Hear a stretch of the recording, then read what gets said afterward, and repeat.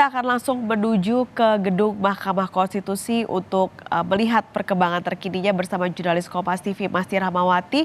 Masni, ini sudah pukul 10 lebih yang seharusnya jadwalnya pada pukul 10 dimulai. Di sana bagaimana kondisinya?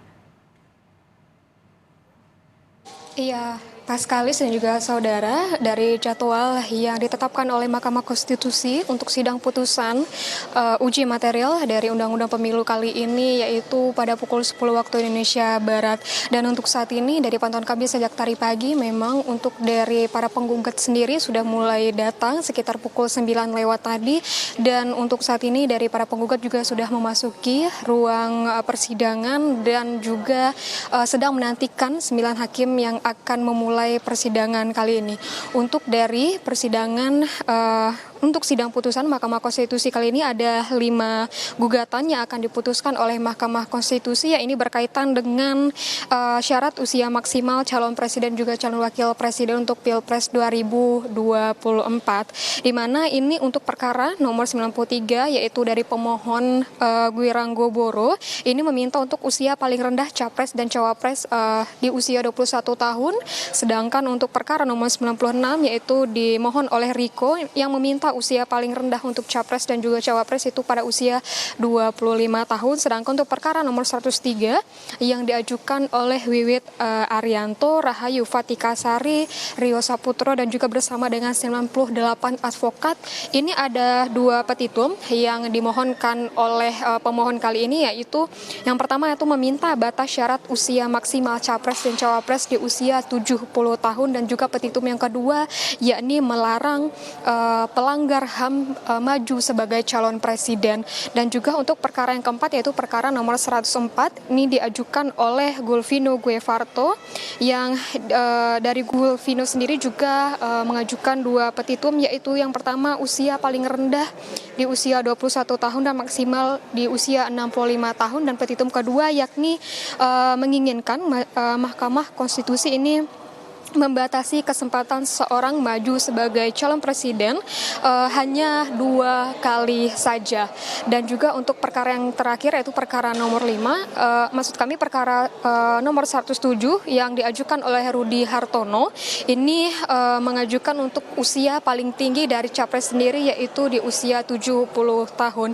Hingga saat ini dari kondisi di Mahkamah Konstitusi sendiri para pemohon atau juga para penggugat ini masih menunggu sidang dimulai, di mana kita akan menunggu dari 9 hakim yang akan memimpin persidangan untuk sidang putusan dari uji material Undang-Undang Pemilu yang nanti akan diputuskan oleh Mahkamah Konstitusi. Kita akan nantikan bagaimana putusan dari Mahkamah Konstitusi akan menerima gugatan dari penggugat ini dengan menerima putusan bahwa untuk usia maksimal dari calon presiden dan juga calon wakil presiden yaitu di usia 70 tahun, atau malah menolak dari penggugat yaitu tidak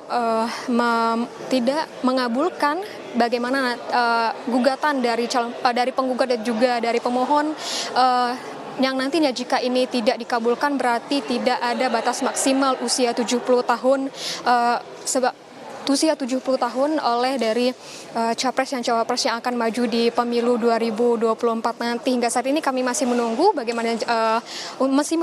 untuk dari persidangan akan dimulai. Nanti kita akan sama-sama saksikan bagaimana jalannya dari persidangan, Paskalis.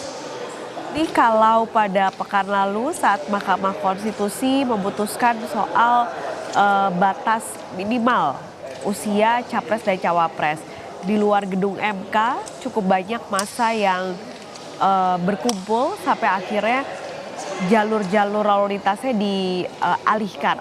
Kalau hari ini apakah juga ada hal-hal seperti itu sehingga ada perubahan alus lalu lintas di daerah sekitar Mahkamah Konstitusi? Iya, Paskalis dan juga saudara, untuk minggu lalu dari persidangan putusan Mahkamah Konstitusi mengenai batas minimal dari usia capres dan cawapres, ada sebagian dari jalan di sekitaran Mahkamah Konstitusi ini ditutup. Namun untuk saat ini dari pantauan kami sejak tadi pagi tidak ada penutupan jalan di sekitaran gedung Mahkamah Konstitusi. Dan tadi kami sempat melewati daerah Patung Kuda, tidak ada penutupan jalan, di mana sebelumnya pada persidangan minggu lalu lalu itu ada penutupan jalan di sekitaran patung kuda yang nantinya akan dialihkan oleh pihak kepolisian yang nantinya akan mengarahkan bagi para pengendara untuk memutar jalur. Namun dari pagi tadi kami pantau tidak ada pengalihan arus lalu lintas dan juga tidak ada penutupan. Dan juga di Jalan Medan Merdeka Barat ini, di mana posisi dari gedung Mahkamah Konstitusi sendiri ini masih ada dari pengendara yang melewati jalur ini. Ini artinya tidak ada penutupan, tidak ada pengalihan arus lalu lintas, dan juga para pengendara masih bisa melewati gedung Mahkamah Konstitusi di saat jalannya persidangan yang akan digelar pada pukul 10 waktu Indonesia Barat hari ini, Paskalis. Terima kasih, Masti Ramawati, jurnalis Kompas TV melaporkan kondisi langsung dari gedung Mahkamah Konstitusi. Kita nantikan bersama dimulainya sidang pada hari ini.